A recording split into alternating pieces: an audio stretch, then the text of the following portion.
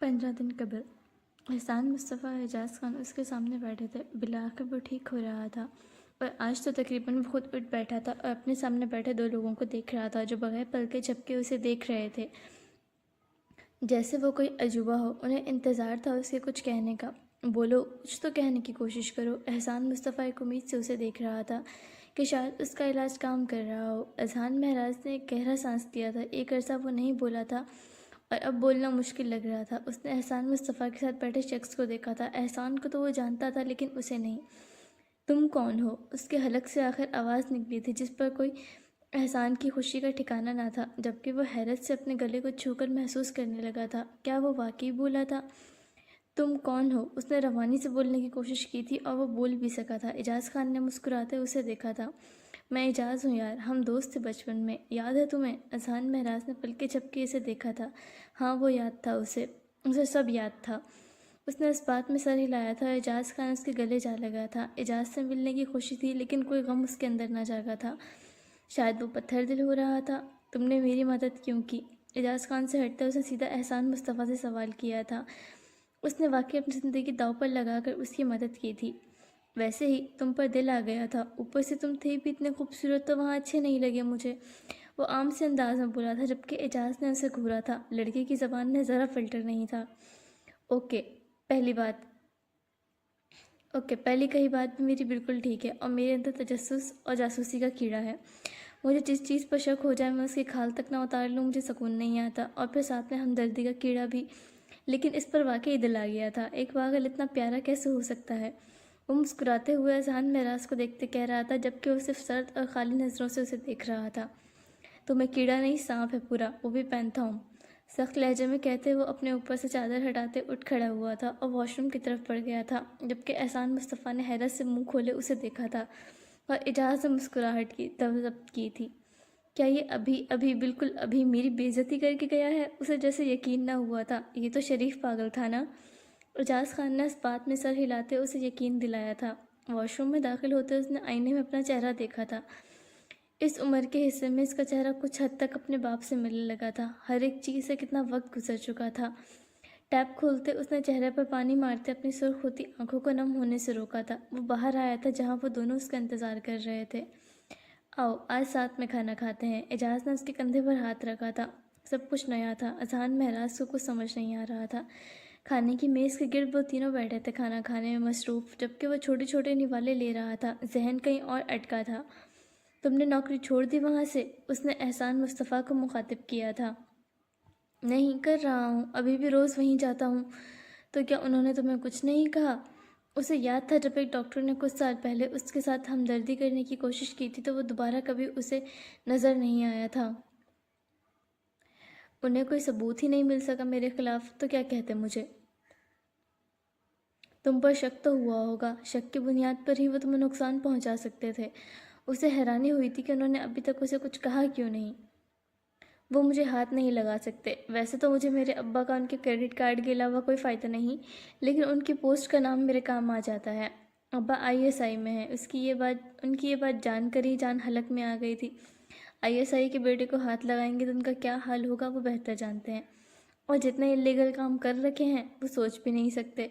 خیر، وہ ہنس پڑا تھا۔ اب تو میں ڈیوٹی کرنے کم اور تماشا دیکھنے زیادہ جاتا ہوں۔ وہ ڈاکٹر پورے ہسپتال میں روزانہ پاگلوں کی طرح تمہیں ڈھونڈتا ہے۔ اسے اب بھی لگتا ہے کہ تم ہسپتال میں کہیں ہو، اور وہ بڈھا روز آ کر اس پر پاگلوں کی طرح پورا گھنٹہ چیختا ہے۔ کون بڈھا؟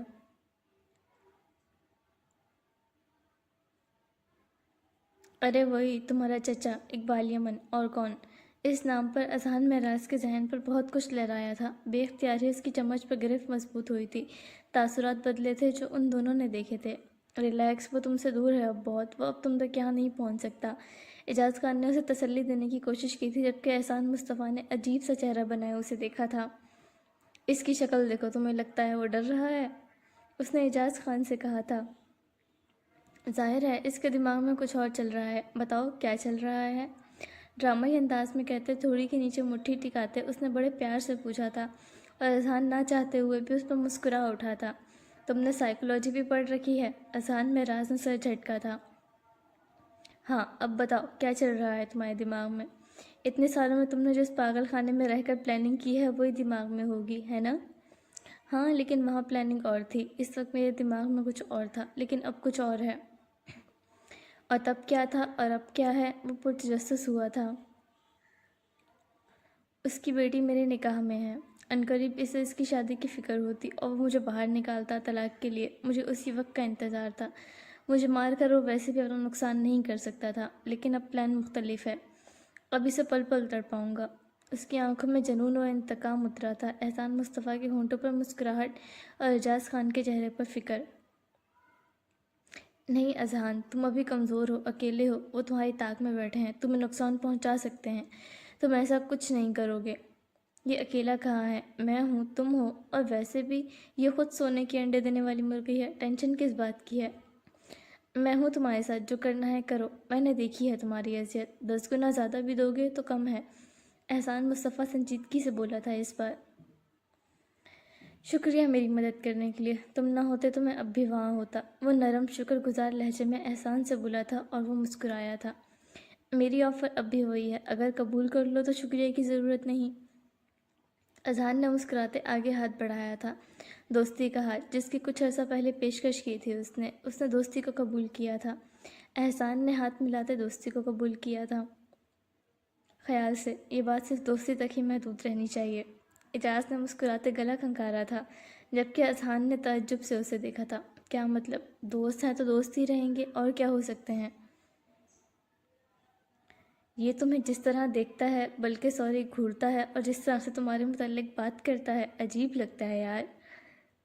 کیا مطلب عجیب لگتا ہے؟ دیکھو اسے، اتنا خوبصورت ہے، ہاٹ ہے کتنا، ہر کوئی گھورے گا ہی اسے۔ اور خوبصورت کو خوبصورت نہیں کہوں گا تو کیا کہوں گا؟ تمہارا ذہن ہی عجیب ہے۔ احسان مصطفیٰ نے جیسے کندھے سے گرد جھاڑی تھی۔ اس کے منہ میں فلٹر نامی کوئی چیز نہیں ہے، اعجاز نے تعصب سے کہتے سر جھٹکا تھا۔ اچھا ٹھیک ہے، صبح تم میرا ایک کام کرو گے؟ اپنے سینئر ڈاکٹر کے متعلق ہر لیگل کام کی رپورٹ تم پولیس کو دو گے، لیکن صرف تمہارے ڈاکٹر کی، اور کسی کا نام نہیں آنا چاہیے۔ کیوں؟ جب دینی ہے تو سب کی دو۔ نہیں، ابھی بہت کچھ کرنا ہے پہلے۔ وہ کھانے میں مصروف ہوا تھا۔ 15 دن ان کے مختلف کاموں میں گزر گئے تھے۔ رات کے وقت وہ دونوں سو رہے تھے، جبکہ اذہان مہراز آنکھیں کھلے چھت کو دیکھ رہا تھا۔ ذہن کے پردوں پر وہی لڑکی تھی جسے بچپن میں دیکھا تھا، جس سے نکاح ہوا تھا، جس کے ساتھ ایک اچھا وقت گزرا تھا۔ کیا وہ اسے بھول گئی ہوگی؟ کیا اس نے یاد کیا ہوگا؟ وہ اب کیسی ہوگی، کیسی نظر آتی ہوگی؟ وہ ہر لمحہ اس کی یاد میں کھویا تھا۔ آخر بے چین ہوتے وہ اٹھ بیٹھا تھا، جیکٹ پہنتے چہرے پر لپیٹتے وہ باہر کی طرف بڑھ گیا تھا۔ اپنے گھر کا ایڈریس اسے یاد تھا، وہ کبھی نہیں بھولا۔ کچھ وقت بعد ہی وہ نظروں کے سامنے اس عالیشان گھر کو دیکھ رہا تھا، جو پہلے بھی کافی حد تک مزید عالیشان ہو چکا تھا۔ وہ سامنے سے داخل نہیں ہو سکتا تھا، سیکیورٹی اسے پکڑ لیتی۔ مٹھیاں بھینچے اس نے ضبط کیا تھا، اس کے اپنے ہی گھر میں وہ داخل نہیں ہو سکتا تھا۔ یقیناً وہ اس کا بدلہ بھی چن چن کر لیتا۔ گھر کی پچھلی طرف وہ مڑ گیا تھا۔ حیام میرب کا کمرہ اسے آج بھی یاد تھا۔ کچن کی کھڑکی سے داخل ہوتے وہ حیام کے کمرے کی طرف بڑھ گیا تھا۔ بے جھجک دروازہ کھولتے وہ اندر داخل ہوا تھا۔ سامنے بیڈ پر اسکرین کی روشنی میں اس کا چہرہ دیکھتے وہ ٹھہر گیا تھا۔ وہ حیام میرب ہی تھی۔ وہ پل بھر میں اسے پہچان سکتا تھا۔ کئی لمحے وہ اسے دیکھتے پلکیں نہیں جھپک سکا تھا۔ کتنی خوبصورت ہو گئی تھی وہ۔ اسکرین پر دیکھتے اس کی آنکھیں چھوٹی ہونا، چہرے کے تاثرات بدلنا، کئی لمحے وہ بغور دیکھتا رہا تھا۔ دل کی دھڑکنیں بے اختیار تیز ہوتی محسوس کر سکتا تھا۔ پل بھر میں فسوں ٹوٹا تھا، سب یاد آیا تھا اسے۔ کیا وہ بھی اپنے باپ کے ساتھ تھی ان سب میں؟ کیا وہ بھی باقیوں کی طرح اسے نفرت کرتی تھی، اسے اذیت میں رکھ کر خوش تھی؟ چہرے کے تاثرات سرد ہوئے تھے۔ دروازہ لاک کرتے وہ صوفے پر بیٹھتے خاموشی سے اسے دیکھنے لگا تھا۔ حال وہ اب بھی اس کے بے ہوش وجود کو دیکھ رہا تھا، انگلیوں کی مدد سے اس کے بالوں کو چہرے سے ہٹایا تھا۔ سوری، میں تمہیں خوفزدہ نہیں کرنا چاہتا تھا، لیکن کیا کروں، زندگی کے اس موڑ پر ہوں کہ بھروسہ نہیں کر سکتا کسی پر بھی۔ تمہیں میں یاد ہوں، یقین نہیں ہے مجھے۔ وہ دھیرے سے مسکرایا تھا۔ اسے یاد تھا جب وہ 13 سال کا تھا اور وہ 9 سال کی تھی جب ان کا نکاح ہوا تھا۔ بہت جلد تم مکمل میری دسترس میں ہوگی۔ اتنا عرصہ تمہیں یاد کر کے کتنا تڑپا ہوں، تمہیں تو اندازہ بھی نہیں ہوگا۔ تمہیں بھی اتنا ہی تڑپاؤں گا۔ جھکتے اس نے حیام میرب کا ماتھا چوما تھا۔ نہیں، تمہیں نہیں تڑپا سکتا، تم تو زندگی ہو میری، تمہیں کیسے تڑپاؤں گا؟ وہ اس کے پاس بیٹھے اسے باتیں کرنے مصروف تھا۔ اس بھری ویران دنیا میں کوئی تھا اس کا اپنا تو صرف یہ لڑکی تھی جو اس سے تعلق رکھتی تھی، اس کی بیوی۔ کل ملتے ہیں۔ ایک بار پھر اس کا ماتھا چومتے ہوئے باہر کی طرف بڑھ گیا تھا۔ کل یقیناً اس گھر میں ایک کہرامانہ تھا۔ آدھی رات کے وقت وہ واپس لوٹا تھا اور وہ دونوں اس کے انتظار میں پریشان بیٹھے تھے۔ ڈھونڈ ڈھونڈ کر وہ اسے تھک گئے تھے اور وہ پرسکون سے گھر میں داخل ہوتے جوتے اتارنے لگا تھا اور وہ دونوں غصے سے اسے گھور رہے تھے۔ کہاں گئے تھے تم؟ اپنی بیوی سے ملنے؟ اطمینان بھرا جواب انہیں غصہ دلا گیا تھا۔ 2 گھنٹے سے آدھی رات کے وقت وہ پاگلوں کی طرح اسے ڈھونڈ رہے تھے گلیوں میں۔ کل تو جانا ہی تھا، ایک رات تم سے صبر نہیں ہوا؟ نہیں تو پھر مل لیا، اپنی خبر دیا ہے انہیں؟ نہیں، وہ دیکھتے ہی بے ہوش ہو گئی، بات کرنے کا موقع ہی نہیں دیا اس نے۔ صبح ہوش میں آئے گی جب میں وہاں موجود ہوں گا۔ ہیں، اتنی پیاری شکل دیکھ کر بے ہوش کیسے ہو گئی وہ؟ احسان مصطفیٰ کو تعجب ہوا تھا۔ یا اللہ، صبح ساتھ جاؤ گے تو دیکھ لینا۔ ان کے سوالوں سے اکتاتے وہ بیڈ پر لیٹتے کمبل اوڑھ گیا تھا۔ وہ دونوں بھی سر جھٹکتے صوفے کی طرف سونے بڑھ گئے تھے۔ صبح کے وقت وہ ہوش میں آنے لگی تھی۔ آنکھیں کھولتی ہی وہ خوف سے اٹھ بیٹھی تھی۔ آس پاس دیکھا تھا، کوئی نہیں تھا۔ اسے یہ ایک خواب لگا تھا، لیکن نہیں، یہ حقیقت تھا۔ وہ جھٹلا نہیں سکتی تھی۔ بے اختیار اٹھتے کمرے میں ہر جگہ سے ڈھونڈنے لگی تھی، کیوں وہ خود نہیں جانتی تھی۔ ہاں، وہ پاگل تھا، اس سے خوف محسوس ہوتا تھا، لیکن نفرت نہیں۔ اذہان، کہاں ہو تم؟ وہ بلند آواز میں بولی تھی، لیکن کہیں کوئی جواب۔ بچپن کا دوست تھا وہ، ایک وقت میں اس کے بعد دوبارہ کبھی ملنا نہیں ہوا تھا، لیکن کتنا خطرناک، خوفناک اور برا ہو چکا ہے، اسے کچھ عرصہ پہلے بس یہی بتایا گیا تھا۔ بے چینی میں وہ باہر نیچے کی طرف بڑھ گئی تھی۔ نیچے لاؤنج میں ہی اسے اس کے بابا بیٹھے نظر آئے تھے، جو بدحواسی میں ان کے پاس پہنچی تھی۔ بابا، اذہان آیا تھا، وہ یہاں آیا تھا، کہاں ہے وہ فوری طور پر بولی تھی، جبکہ اس نام پر فوری الرٹ ہوئے تھے۔ انہیں خوف محسوس ہوا تھا۔ نہیں بیٹا، تمہیں کوئی غلط فہمی ہوئی ہوگی، اذہان تو یہاں ہے ہی نہیں، وہ تو پاگل خانے میں ہے۔ انہوں نے اسے تسلی دینے کی کوشش کی تھی۔ اسی لمحے قاسم بھی نیچے اتر آیا تھا۔ حیام کی حالت دیکھتے وہ فوری وہاں آیا تھا۔ نہیں بابا، وہ آیا تھا، وہ رات میرے کمرے میں تھا، میں نے اسے دیکھا تھا، میں سچ کہہ رہی ہوں۔ وہ بے چین سی تھی، جبکہ اقبال یمن نے بٹھیاں پھینچی تھیں۔ ان کے بچوں کو حقیقت معلوم نہیں ہونی چاہیے تھی۔ کون حیام؟ کون آیا تھا؟ قاسم کے پوچھنے پر وہ فوری مڑی تھی۔ بھائی، اذہان آیا تھا، میں نے دیکھا تھا اسے۔ نہیں بچے، وہ تو ملک میں ہی نہیں ہے تو وہ یہاں کیسے آیا؟ اتنے سالوں سے وہ امریکہ زیر علاج ہے، یہاں آ ہی نہیں سکتا وہ۔ قاسم نے اسے تسلی دینے کی کوشش کی تھی۔ وہ وہی کہہ رہا تھا جو اس کے باپ نے آج تک اسے بتایا تھا۔ اچانک ہی باہر سے سائرن کی آوازیں آنے لگی تھیں۔ کچھ گاڑیاں تھیں جو گھر کے باہر آ کر رکی تھیں۔ کچھ لوگ اندر داخل ہوئے تھے۔ وہ سب حیرانی سے داخلی دروازے کی طرف دیکھنے لگے تھے، جبکہ ان میں اذہان مہراز کو دیکھتے حیام کی مکمل آنکھیں کھلی تھیں۔ یہی چہرہ تو رات کے وقت اس کے کمرے میں تھا۔ اذہان، بھائی اذہان، میں نے کہا تھا وہ آیا تھا، وہ رہا اذہان۔ اس نے ایک سیاہ سوٹ میں ملبوس شخص کی طرف اشارہ کیا تھا، جو باقیوں میں بھی کافی نمایاں تھا۔ قاسم نے حیرت سے اسے دیکھا تھا جب وہ کچھ لوگوں کے ہمراہ ان کے سامنے آ کھڑا ہوا تھا، جبکہ پولیس کو دیکھتے اقبال یمن کے ہاتھ پاؤں پھولے تھے۔ یہ تم ہو اذہان؟ قاسم نے بے یقینی سے پوچھا تھا۔ مسکراتے اس نے اذہان کے کندھوں پر ہاتھ رکھا تھا۔ تم ٹھیک ہو گئے اور واپس کب آئے؟ بتایا ہی نہیں۔ وہ بے یقین سا تھا، اس کا انداز بتا رہا تھا کہ وہ حقیقت سے واقف نہیں۔ اذہان کو حیرت ہوئی تھی، لیکن جس باپ کی اولاد تھے، بھروسہ اب اسے کسی پر نہ تھا۔ بہت یاد کیا تھا ہم نے تمہیں۔ وہ خوش تھا اسے ٹھیک اور صحیح سلامت دیکھ کر۔ اندازہ ہے مجھے کتنا یاد کیا ہوگا تم لوگوں نے۔ خیر، اپنے باپ سے پوچھنا تھا نا کہ میں واپس کب آیا، انہیں تو خبر 1 ماہ پہلے ہی ہو چکی تھی۔ اس کا لہجہ بے حد اکھڑا اور سرد تھا۔ ارے اذہان بچے، مجھے پتہ ہی نہیں چلا تم کب آئے۔ اقبال یمن نرم میٹھا لہجہ رکھتے اس کے قریب ہوئے تھے، ان کے ہاتھ وہ فوری جھٹک گیا تھا۔ حیرت ہے مجھے، اپنی حیثیت آپ نے اپنے بچوں کو بتائی نہیں، یا یہ بھی آپ کی طرح اداکاری میں ماہر ہیں؟ اس کے اکھڑے رویے اور لہجے پر قاسم حیران ہوا تھا، جبکہ حیام میرے بغیر پلکیں جھپکے اسے دیکھ رہی تھی، جبکہ اس نے ایک نظر بھی نہ ڈالی تھی اس پر۔ اقبال یمن کو پہلی بار خوف محسوس ہو گیا تھا۔ وہ آ گیا تھا تو مال دولت تو ویسے ہی چھن جانا تھا، لیکن اولاد، وہ بھی اس کے خلاف ہو گئی تو؟ یہ کیا کہہ رہے ہو اذہان؟ بابا نے تمہارا اتنا خیال رکھا، تمہارے علاج کا، تمہارے بیمار ہوتے تمہاری جائیداد، کاروبار، ہر چیز سنبھالی، اور تم ایسے بات کر رہے ہو بابا سے؟ قاسم سرد لہجے میں بولا تھا، جبکہ وہ ہنس پڑا تھا۔ تمہارا باپ اور میرا خیال، کیا بات ہے، آپ نے اپنی اولاد کو بھی اندھیرے میں رکھا ہے۔ خیر، آپ کا وقت ختم ہوا۔ اے وکیل، بولنا، اتنی دیر سے چپ کیوں کھڑا ہے؟ احسان مصطفیٰ نے اکتاہٹ سے وکیل کی طرف دیکھا تھا۔ سوری سر، وہ بول رہے تھے، اس لیے میں خاموش کھڑا تھا۔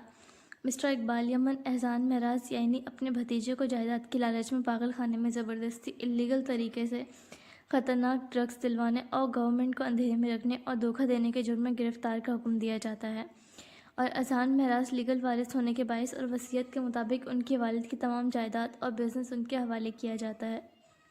بس اس نے فائل بند کی تھی اور خوف اور پریشانی سے اقبال یمن کے ماتھے پر پسینے آنا لگا تھا، جبکہ ان کے دونوں بچے بے یقینی سے انہیں دیکھ رہے تھے۔ یہ جھوٹ ہے، بابا ایسا نہیں کر سکتے، تم کیوں خام خواہ کے الزام لگا رہے ہو ان پر؟ اذہان قاسم نے ضبط کیا تھا۔ یہ جھوٹا الزام نہیں ہے۔ اقبال یمن نے 10 سال پہلے اسے ڈاکٹر سے ادویات دلوا کر، اس کے پاگل ہونے کی جھوٹی رپورٹ بنوا کر ہر چیز پر قبضہ لیا تھا۔ ارادہ تو ان کا اسے مارنے کا تھا، لیکن وصیت ان کے پلان پر پانی پھیر گئی، تو انہوں نے دوسرا حربہ اختیار کیا۔ جہاں پر اذہان قید تھا اور اسے ڈرگس دے کر رکھا جا رہا تھا، میں وہیں ڈاکٹر ہوں، اور جس ڈاکٹر کے ذریعے تمہارے باپ نے اذہان کو رکھا ہوا تھا وہ اریسٹ ہو چکا ہے اور تمام گواہی دے چکا ہے۔ ثبوت بھی چاہیے تو دیکھ لو۔ احسان مصطفیٰ نے بہت نرمی اور سنجیدگی سے قاسم سے مخاطب ہوا تھا، جبکہ وہ حیران سا تھا۔ اس نے کبھی سوچا نہیں تھا اس کا باپ ایسا کچھ کر سکتا ہے، جبکہ حیام میرب اپنے باپ کو دیکھ رہی تھی جسے وہ دنیا کا بہترین انسان سمجھتی تھی۔ بابا، آپ ایسا نہیں کر سکتے، آپ نے ایسا نہیں کیا، کہیں یہ سب جھوٹ ہے کہہ رہے ہیں؟ ان کا ہاتھ تھامے وہ امید سے بولی تھی اور وہ نظریں جھکا گئے تھے۔ جب سب کچھ چھن گیا تھا اور ثبوت ان کے خلاف تھے تو کیا ہی کہتے؟ وہ بے یقینی سے ان کے ہاتھ چھوڑتے پیچھے ہوئی تھی۔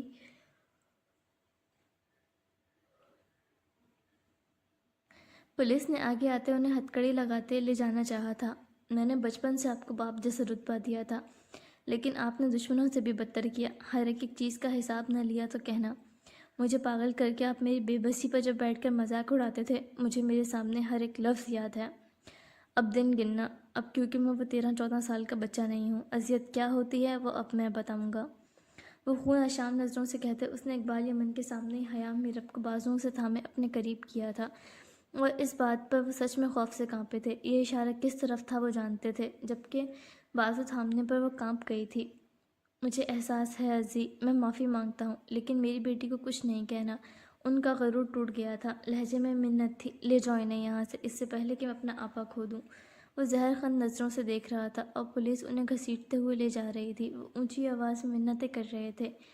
اذہان، جو ہوا میں جانتا ہوں وہ بہت غلط ہے، ہم کچھ نہیں جانتے تھے اس بارے میں، لیکن حیام کو چھوڑ دو، اس کا کوئی قصور نہیں۔ اس کے بازو اذہان کے ہاتھ میں دیکھتے قاسم کو بھی فکر ہوئی تھی۔ بیوی ہے میری، کیوں چھوڑ دوں؟ اسے غصہ آیا تھا۔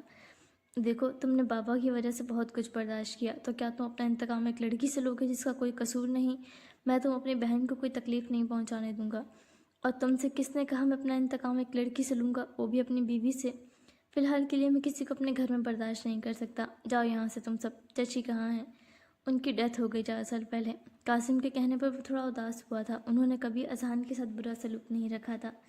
ٹھیک ہے، تم اپنا ٹھکانہ کہیں اور کرو، تم بھی اسی باپ کی اولاد ہو اور میں کسی پر بھروسہ نہیں کر سکتا۔ وہ رخ پھیر گیا تھا، ہاتھ میں ابھی تک حیام کا ہاتھ تھا۔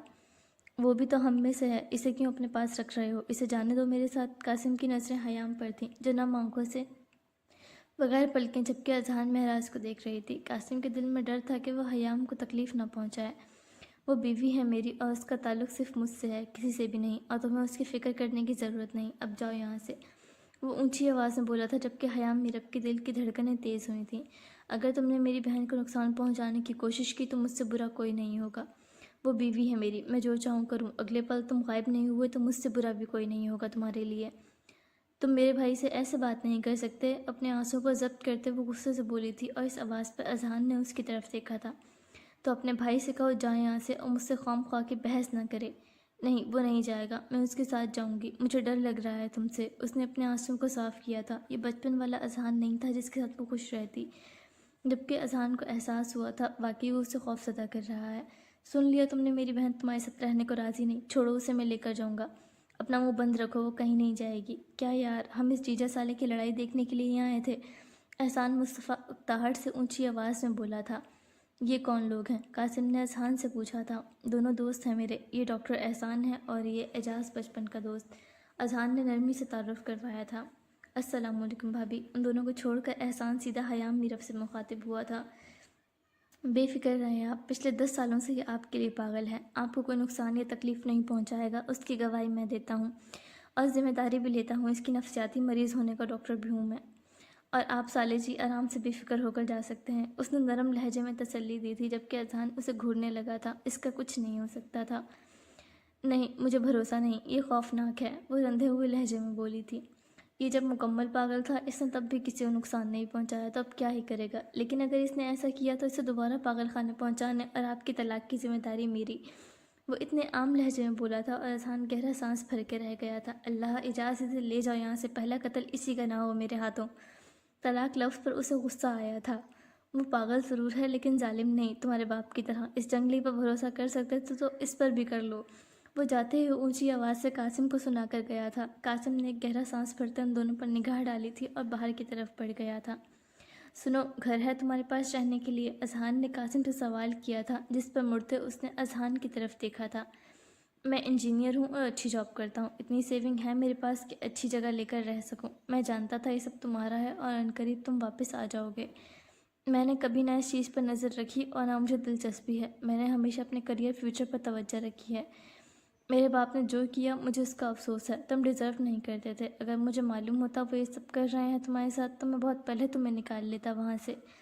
لیکن ہر بار پوچھنے پر ان کی طرف سے ایک ہی جواب ملتا، تم بیرون ملک زیر علاج ہو اور خطرناک ہوتے جا رہے ہو، تم سے ملنے کی اجازت نہیں، تم نے اپنے ڈاکٹر کو جان سے مارنے کی کوشش کی ہے اور بہت کچھ، ورنہ ہم نے کبھی برا نہیں چاہا اور نہ ہی تمہیں کبھی بھولے۔ مما بہت یاد کرتی تھی تمہیں، تمہارے ٹھیک ہونے اور واپس آنے کی دعا کرتی تھیں۔ وہ میری بہن ہے، ایک عرصہ اس نے بھی تمہارے انتظار میں گزارا ہے۔ مرد بننا، اسے ہرٹ نہیں کرنا۔ باقی اپنے باپ سے تعلق ختم کر کے میں اسے تمہارے حوالے کرتا ہوں۔ غلطیاں معاف ہو جاتی ہیں لیکن گناہوں کی سزا ہوتی ہے، انہیں معاف کر دو۔ بزرگ ہیں، ایسے کوئی جملے کہہ کر میں ان کے گناہوں کی جسٹیفیکیشن اور تمہیں عظیم بننے کا نہیں کہوں گا۔ باقی اب زندگی ملی ہے تو اسے باخوشی گزارنا، نہ کہ فالتو کے انتقام میں خوشیاں برباد کرنا۔ اپنی بہن کو چھوڑ نہیں رہا، ہر ہفتے ملنے آؤں گا۔ خدا حافظ۔ وہ مڑ گیا تھا اور اذہان کے چہرے پر نرمی آئی تھی۔ اپنے لہجے کا احساس ہوا تھا، ان کی غلطی نہیں تھی جن پر وہ غصہ ہو رہا تھا۔ شکریہ تمہارا، تم چاہو تو یہاں رہ سکتے ہو۔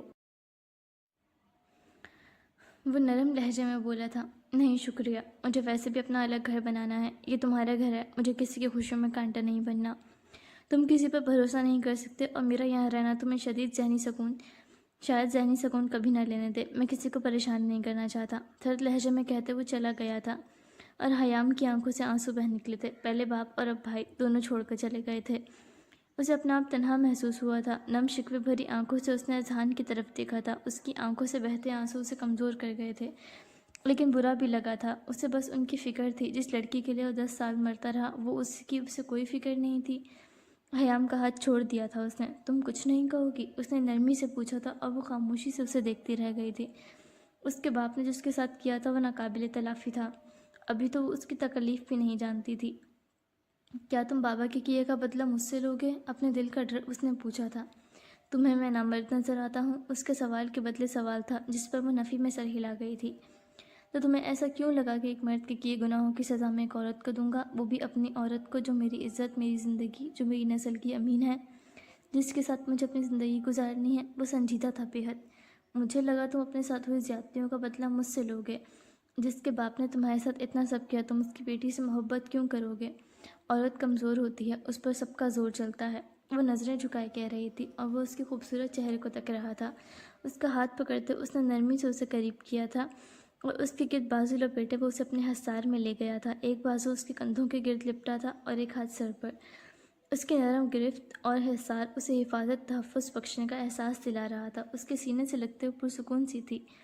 عورت کمزور نہیں ہوتی، اپنی محرومیہ کا بدلہ عورت سے لینے والے مرد کمزور ہوتے ہیں۔ میں کمزور مرد نہیں ہوں اور نہ کبھی بنوں گا۔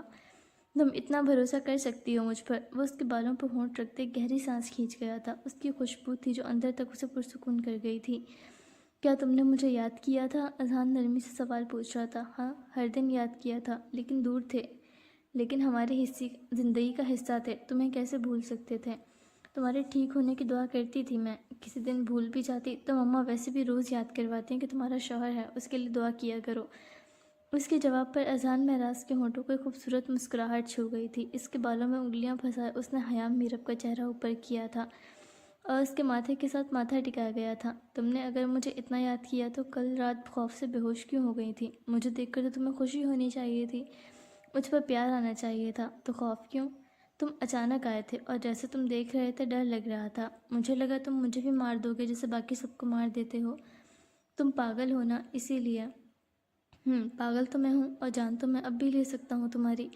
گہرے لہجے میں کہتے وہ اسے گھبراہٹ میں مبتلا کر گیا تھا. فوری نظریں اٹھاتے اس نے اذہان کے چہرے کو دیکھا تھا, جبکہ وہ جھکتے نرمی سے اس کے ہونٹ چھو گیا تھا. حیام کی سانسیں تیز ہوئی تھیں. بے اختیار اس نے پیچھے ہونا چاہا تھا لیکن وہ نہیں ہو سکی تھی. وہ اسے سختی سے گلے لگا گیا تھا. بہت یاد کیا تھا میں نے تمہیں. ہر دن انتظار رہتا تھا کہ تم آؤ گی, لیکن جانتا تھا کہ تم نہیں آؤ گی. اب پاس ہو تو دور نہیں جاؤ. اس کے لہجے میں منت تھی اور وہ خاموشی سے اس کے گلے لگے ہوئے تھی. ایک ہفتے بعد کورٹ میں پیشی تھی. آج اقبال یمن کی. اقبال یمن کی طرف سے کوئی بھی نہیں تھا جو وکیل ہائر کر سکتا تھا, اس لیے کیس زیادہ پیچیدہ نہیں ہوا تھا. 2 سے 3 پیشی کے بعد سزا سنائی جانی تھی. ایک بار یہ لیگل مسائل حل ہو جائیں اس کے بعد وہ جانتا تھا کہ اسے کیا کرنا ہے. کمرہ عدالت میں کروائی جا رہی تھی. قاسم واقعی اپنی لفظوں کا پکا تھا. وہ چھوڑ چکا تھا تو واپس نہیں آیا تھا اپنے باپ کے لیے. البتہ بہن سے ملنے آتا رہتا تھا. عدالت میں اس وقت سب موجود تھے. احسان مصطفیٰ اعجاز خان کے والد, حیام میرب, احسان معراج. کچھ وقت بعد ہتھکڑیوں میں جکڑے اقبال یمن کو بھی لایا گیا تھا. اپنے آپ کو اس حالت میں دیکھتے اس کے سینے میں تکلیف اٹھی تھی. جانتی تھی اس کا باپ کیا کر چکا ہے اس کے ساتھ, لیکن پھر بھی دل چاہتا ایک بار جا کر اسے ملے. لیکن ساتھ میں اذہان معراج بھی موجود تھا. اس کے پاس جانا شوہر سے بے وفائی تھی. کارروائی جاری تھی. کچھ دنوں بعد کی تاریخ رکھی گئی تھی سزا سنانے کے لیے. اقبال یمن کو واپس لے جایا جا رہا تھا, جبکہ حیام میرب کی آنکھوں سے آنسو بہہ نکلے تھے. باہر نکلتے اذہان معراج نے حیام کی طرف دیکھا تھا. وہ رو رہی تھی. کیا ہوا حیا, رو کیوں رہی ہو؟ جانتا تھا آنسوں کی وجہ, لیکن کچھ کہہ نہیں سکتا تھا. اذہان, بابا کو معاف کر دو, ان سے غلطی ہو گئی. پلیز تم بابا کو معاف کر کے ان کی سزا رکوا دو. وہ نم لہجے میں بولی تھی. اذہان سمیت اس کے دوست بھی ساخت ہوئے تھے اس مطالبے پر, جو ناممکن تھا. یہ نہیں ہو سکتا حیام, چلو گھر چلیں. وہ سنجیدگی سے بولا تھا. جس شخص نے اتنے سال اذیت میں رکھا تھا, ہر بار ملنے پر جو اس کی بے بسی کا مذاق اڑاتا تھا, اس شخص کو معاف نہیں کر سکتا تھا. پلیز اذہان, میں جانتی ہوں انہوں نے تمہیں ہرٹ کیا, لیکن میرے پاپا برے نہیں ہیں. تم ٹھیک ہو, صحیح سلامت ہو, باہر ہو. اب انہیں معاف کر دو. وہ دوبارہ بولی تھی اور اس پر اذہان کو غصہ آیا تھا. میں صحیح سلامت ہوں تو کیا تمہیں یہ اچھا نہیں لگ رہا؟ سیدھی طرح کہو. اسے معاف کر کے باہر لا کر واپس اپنی زندگی میں اذیتیں پال لوں میں؟ اس زہر سے بھرے شخص کو جسے رشتوں کا لحاظ تک نہیں, اسے معاف کر دوں میں؟ وہ اونچی آواز میں بولا تھا اور اذہان نے اس کے کاندھے پر ہاتھ رکھا تھا. وہ دوبارہ ایسا نہیں کریں گے. میں ان سے کہوں گی وہ کہیں دور چلے جائیں گے, دوبارہ کبھی تمہاری زندگی میں نہیں آئیں گے. وہ اس عمر میں سزا نہیں کاٹ سکتے. اذہان, تم معاف کر دو گے تو کیا چلا جائے گا تمہارا؟ اس کا انداز ضد اپنائے ہوئے تھا. اپنے باپ کی اصلیت تم نہیں جانتی, لیکن میں جانتا ہوں, اور ہرگز میں اسے معاف نہیں کرنے والا. ضد بند کرو اور چلو گھر. وہ شخص بدترین سزا کے لائق ہے اور وہ میں اسے دلوا کر رہوں گا. اس کے لہجے میں حتمی فیصلہ تھا. وہ میرے بابا ہیں, تم ایسا نہیں کر سکتے ان کے ساتھ. اسے غصہ آیا تھا. اور تمہارا باپ میرے ساتھ جو چاہے کر سکتا ہے, اس نے کیا. وہ مجھے مار بھی دیتا تو تمہیں کوئی فرق نہیں پڑتا, تب بھی تم یہی کہتی میرے باپ نے مار دیا تو کیا ہوا؟ مانا میرا دنیا میں کوئی نہیں ہے اس وقت, لیکن اتنا بے وقت نہیں ہوں میں. اس کی ضد پر اذہان نے مٹھیاں بھینچی تھیں. وہ پہلی بار غصے سے بات کر رہا تھا اس سے. تم خواہ خواہی انا پر بات لے رہے ہو. تمہیں کچھ خاص تو نہیں ہوا, اور نہ انہوں نے کچھ خاص کیا. تمہیں صرف پاگل خانے میں رکھا. تم اتنی سی بات کے لیے انہیں معاف نہیں کر سکتے؟ وہ اونچی آواز میں بولی تھی اور وہ ساکت رہ گیا تھا. جس لڑکی سے محبت کرتا تھا اس کی اتنی سی بات لگتی تھی. اس کی تکلیف, اذیتیں, برداشت سب معمولی تھا. کچھ تھا اندر جو بہت بری طرح درد میں بلبلا اٹھا تھا. کیا وہ کوئی معنی نہیں رکھتا تھا اس کے لیے؟ اس کی اذیتیں اسے انا لگ رہی تھیں.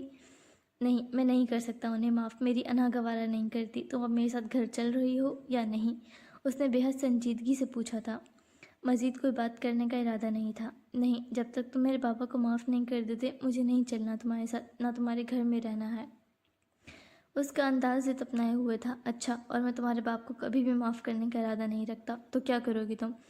ماتھے پر بل ڈالتے اس نے اس لڑکی کو دیکھا تھا جو بے حس بنی تھی اس کے معاملے میں. تمہارے ساتھ کبھی نہیں رہوں گی. میں طلاق لوں گی تم سے. اس کے لفظوں پر اذہان نے مٹھیاں بھینچی تھی. دانت پیستے اس نے خود کو قابو کیا تھا. جاؤ لے لو. میں نہیں معاف کر رہا تمہارے باپ کو. میں کیسے بھول گیا, تم ہو تو اسی باپ کی بیٹی. میں نے ہی غلط جگہ دل لگایا تھا. اور غصے میں نکل گیا تھا. جبکہ وہ باہر بینچ پر بیٹھے چہرہ ہاتھوں میں چھپائے رو دی تھی. اس کا وہ مطلب ہرگز نہیں تھا. وہ بس اپنے باپ کو بچانا چاہتی تھی. احسان مصطفیٰ اعجاز خان نے خاموشی سے حیام کو دیکھا تھا. انہیں ترس آیا تھا اس پر. لیکن وہ یہاں غلط تھی، بہت غلط۔ کوئی اگر اچھا ہوتا ہو تو اسے مکمل فائدے کے لیے استعمال کرنا نہیں شروع کر دیتے۔ آپ میرے ساتھ چلیں گی؟ احسان مصطفیٰ نے بہت نرمی اور احترام سے پوچھا تھا۔ نہیں، مجھے کہیں نہیں جانا، مجھے کچھ دکھانا ہے آپ کو۔ امید ہے جو آپ نے کہا آپ دوبارہ نہیں کہیں گی۔ ویسے بھی ہم آپ کو یہاں تنہا نہیں چھوڑ کر جا سکتے، چلیں ہمارے ساتھ۔ اس بار لہجے میں حکم تھا، جسے رکنا چاہیے تھا۔ جب وہ چلا گیا تو آپ کیوں رکے ہیں؟ جائیں یہاں سے، وہ اونچی آواز میں بولی تھی۔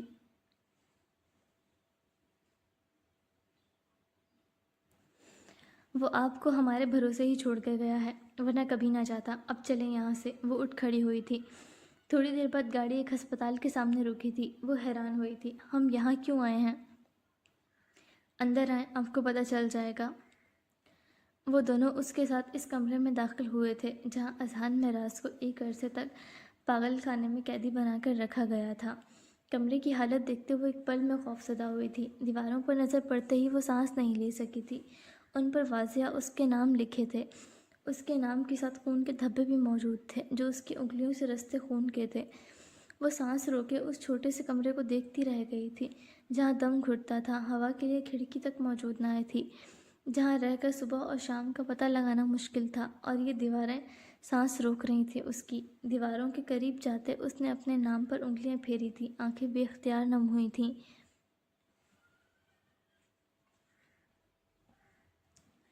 اس کمرے میں اذہان کو 10 سال تک رکھا گیا تھا، جہاں کوئی 5 منٹ رہنے کا بھی نہیں سوچ سکتا۔ کیا آپ سوچ سکتی ہیں کیا حالت ہوگی اس 13-14 سال کے بچے کی جسے ٹھیک ہوتے ہوئے بھی یہاں لا کر رکھا گیا؟ صرف رکھا نہیں گیا تھا، شروع میں اس کے شور مچانے پر اسے بے انتہا مارا جاتا، پاگل کرنے کے لیے اسے انتہائی خطرناک ڈرگز دیے جاتے، بجلی کے جھٹکے دیے جاتے، اسے بولنے، چلنے، سوچنے تک کی صلاحیت سے محروم کر دیا گیا۔ 10 سال اس نے تنہا اس قید میں اذیت میں گزارے۔ وہ بچہ ابھی اپنے ماں باپ کی موت کے غم سے بھی نہیں نکلا تھا، اسے اس قدر اذیت میں رکھنا آپ کو معمولی لگتا ہے؟ اس بچے کی ذہنی یا جسمانی اذیت کا اندازہ کر سکتی ہیں جس سے بچپن، لڑکپن، جوانی سب چھین کر برباد کر دی گئی ہو صرف پیسے کی ہوس میں؟ کس قدر روتا ہوگا وہ لڑکا، گڑگڑاتا ہوگا کہ اسے نہ مارا جائے، اسے اذیت نہ دی جائے۔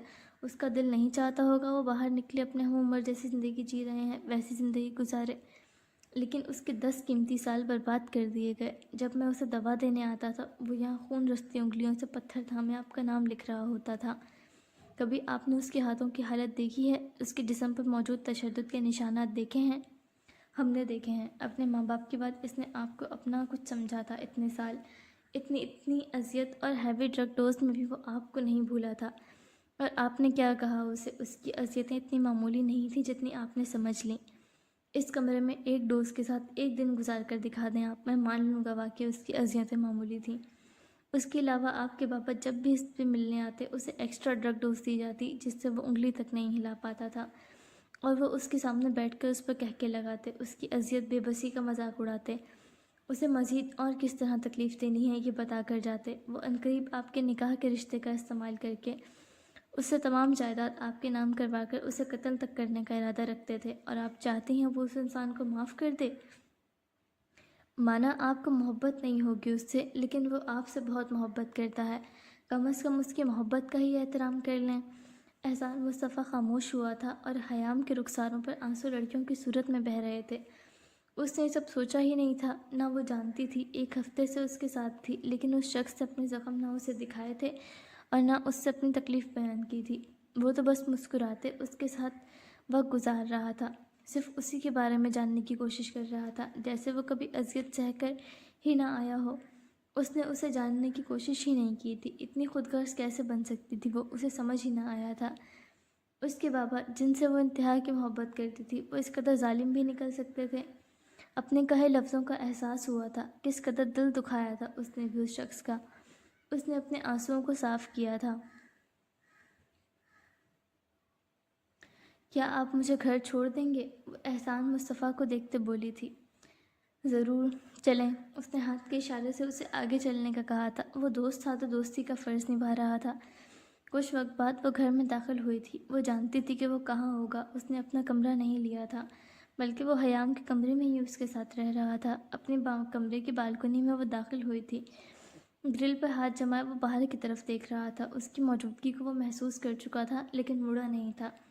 غصہ تھا اس پر انتہا کا، لیکن اگلے ہی پل اس کا غصہ مدھم پڑا تھا جب اس کے ہاتھ اپنے سینے پر لپٹتے ہوئے محسوس ہوئے تھے۔ خیام نے چہرہ اس کی پشت پر رکھتے کھچکی لی تھی۔ اس کی تکلیفیں یاد کرتے اب خود کو بھی تکلیف ہو رہی تھی۔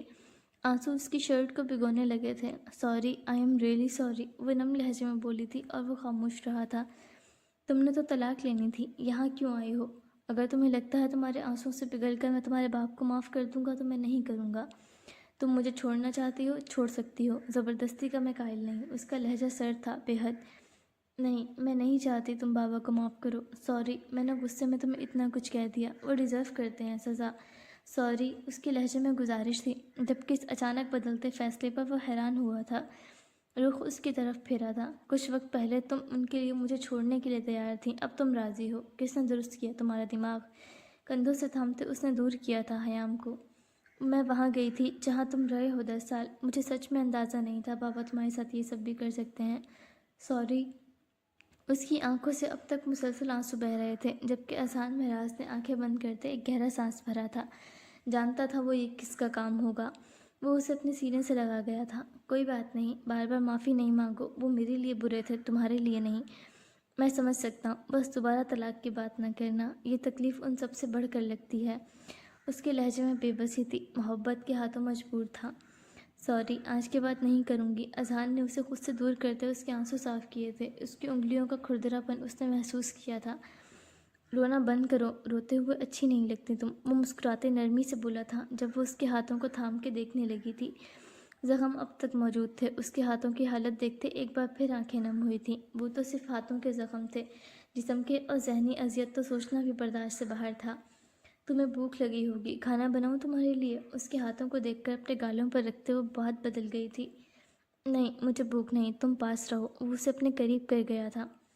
تم بہت اچھے ہو، اتنی جلدی مان گئے، غصہ بھی نہیں کیا، ڈانٹا بھی نہیں۔ میں نے اتنی بدتمیزی کی تمہارے ساتھ، تمہارے لیے 10 سال اس لیے تو نہیں تڑپا کہ تم سے ملنے کے بعد تم پر غصہ کرتا رہوں۔ محبت ہے تم سے، مذاق تو نہیں، وہ نرمی سے کہتے اس کی پشت سہلانے لگا تھا، جبکہ وہ خاموشی سے اس کے سینے پر سر رکھے سوچوں میں ڈوب گئی تھی۔ وہ نہیں بھلا سکتی تھی جو وہ دیکھ کر اور سن کر آئی تھی۔ 1 ماہ بعد اقبال یمن کو قید بامشقت کی سزا ہو چکی تھی، اور اس بار خیام نے اپنے باپ سے ملنا بھی گوارا نہیں کیا تھا، جبکہ اذہان اب اپنے کاروباری معاملات دیکھنے اور آفس سنبھالنے کی کوشش کر رہا تھا۔ اس کی صلاحیتیں بری طرح متاثر ہوئی تھیں، لیکن اعجاز، قاسم اور احسان اسے ہر ایک چیز سکھانے اور دوبارہ سے پہلے جیسا بنانے کی کوشش میں لگے تھے۔ ہر ایک چیز سمجھاتے دماغ ذہین کا وہ بھی بہت جلد سیکھ رہا تھا۔ اب بھی وہ سب اکٹھے بیٹھے تھے، سوائے احسان مصطفیٰ کے۔ قاسم کو کافی حد تک تجربہ تھا اپنے باپ کے ساتھ کبھی یہاں آ کر رہنے پر، تو وہ اسے ہر ایک چیز گہرائی سے سمجھا رہا تھا، وہ بھی پوری توجہ سے سمجھ رہا تھا۔ اچانک احسان کی آواز نے سکون غارت کیا تھا۔ اوہو، پاگل بزنس چلانا سیکھ رہے ہیں۔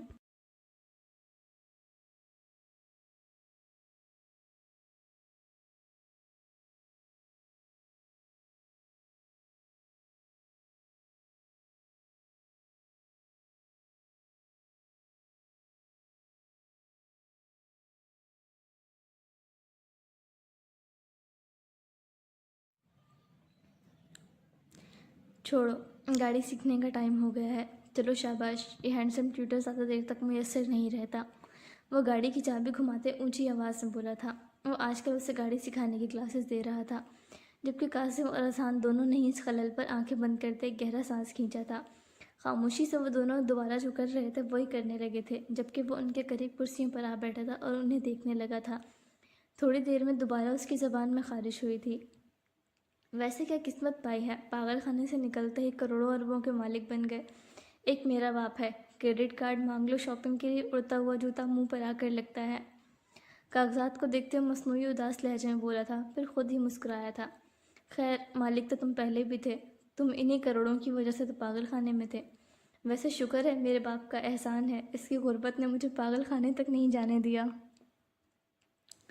وہ خود سے اونچی آواز میں بولتے ہنس پڑا تھا، اور ان دونوں نے بامشکل اپنی مسکراہٹ ضبط کی تھی۔ ویسے اللہ، اس سے پہلے وہ مزید کچھ بولتا اذہان چیخا تھا، دیکھو میری وجہ سے تم کتنا اللہ کو یاد کرتے ہو، 2 نفلوں کا ثواب ملتا ہوگا تمہیں بھی اور مجھے بھی۔ تھوڑی کے نیچے ہاتھ رکھتے ہوئے مسکراتے بولا تھا، یہاں سے جا کر مجھے شکرانے کے نوافل ادا کرنے کا بھی ثواب لینے دو، مہربانی ہوگی۔ وہ غصے سے بولا تھا، جبکہ احسان برا مانتے خاموشی سے بیٹھ گیا تھا۔ تو میں گاڑی سکھانے کے لیے آتا ہوں، مجھے کون سا شوق ہے آنے کا؟ تم نہیں آیا کرو، مہربانی ہوگی، ویسے بھی تم الٹی چیزیں سکھا رہے ہو مجھے پتہ ہے۔ قاسم نے اس کی طرف دیکھا تھا۔